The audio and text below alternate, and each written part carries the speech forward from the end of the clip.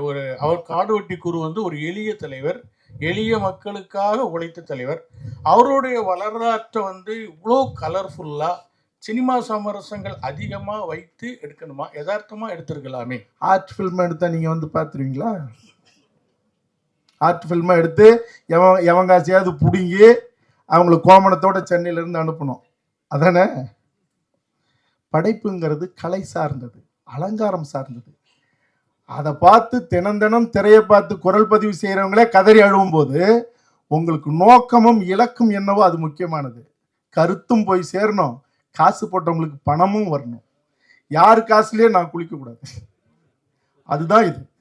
இப்போ படைப்பை பார்க்கும்போது நான் ஒன்னே உரிமையோட கேட்டுக்கிறேன் என் ஊடக தோழமைகள்கிட்ட. உங்களுக்கு பாடல் பார்த்தீங்க, முன்னோட்டம் பார்த்தீங்க, உங்களுக்கு சிலிர்ப்பு ஏற்பட்டுதா? இருந்தது இல்லை?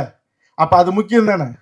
நான் அழுக்கு வேட்டியும் அழுக்கு சட்டையும் போட்டு ஒரு சாதாரண ஒரு ஒளிப்பதிவாளரை வச்சு இல்லை ரொம்ப சாதாரணமாக ஒரு படைப்பை செஞ்சு நான் எடுத்துகிட்டு வந்தா இந்த வார்த்தையை நீங்கள் சொல்லுவீங்களா?